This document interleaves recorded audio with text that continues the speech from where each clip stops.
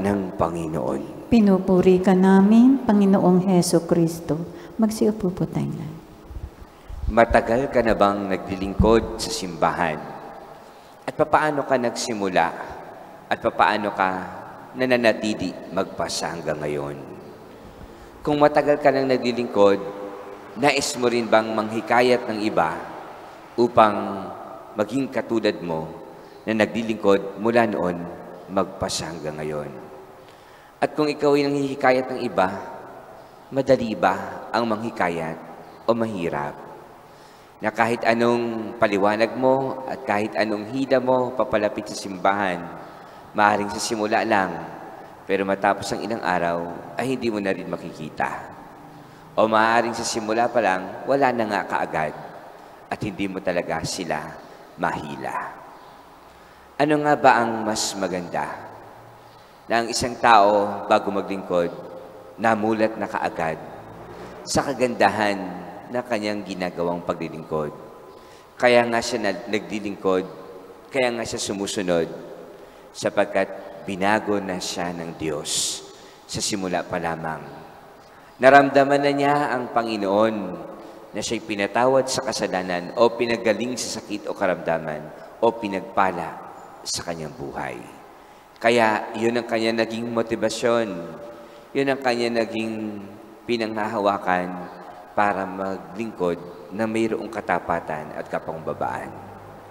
O mayroon namang mga naglilingkod na maaring hindi naman talaga pinagpala, hindi naman talaga nakadama ng pagpapagaling, hindi naman talaga siya ibinago ng Diyos. Pero dahil sa panghihikayat ay naging bukas ang puso sa paglilingkod. At habang naglilingkod, doon siya binabago ng Diyos. Habang naglilingkod, doon siya pinagpapala ng Diyos. Habang naglilingkod, doon niya nararamdaman ang pagpapagaling, ang pagkalinga at pagmamahal ng Diyos. Kung ikaw ay naglilingkod, saan nga ba nagsimula? Bago nga ba o habang naglilingkod o ngayon pa lamang ikaw ay minamahal at pinagpapala ng Diyos? Mahalaga na sa ating pamumuhay, merong Diyos tayong pinaniniwalaan, merong Diyos tayong sinasandalan, merong Diyos tayong pinaguhugutan natin ng lakas ng sigla at buhay. Tunay nga na sa ating panalangin, sa ating pagninilay, katulad ni Santiago Apostol, siya'y tinawag ng Panginoon isang mangingisda, pero ngayon ay isang disipulo, isang alagad, isang tagasunod, isang tapat at nagmamahal sa Diyos. Mahalaga na makita natin na habang tumatagal ang panahon, naiiba na ang ating pananaw sa buhay. Naiba na ang ating paningin sa ating pananampalataya. Ngunit hindi ito'y lumalamig, hindi ito'y nawawala, hindi ito'y sumusuko, kundi mas lalo pang tumitibay, mas lalo pang lumalalim, mas lalo pang tumatatag.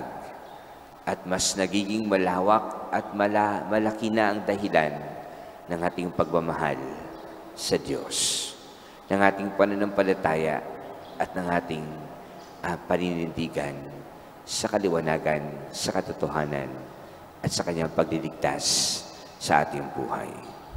Nawa sa ating panalangin, sama-sama tayong dumudulog sa Panginoon. Nawa sa kabila ng mga hirap, sa kabila ng batikos, sa kabila ng panghihina ng loob, hindi dahil sa ikaw ay naglilingkod, ikaw ay perpekto. Sa kabila ng ating mga pagkukulang at kahinaan, patuloy pa rin tayong pinagtitiwalaan, tinatawag, at naging kasangkapan ng Diyos upang ipahayag ang Kanyang paghahari at ang pangako niyang kaligtasan.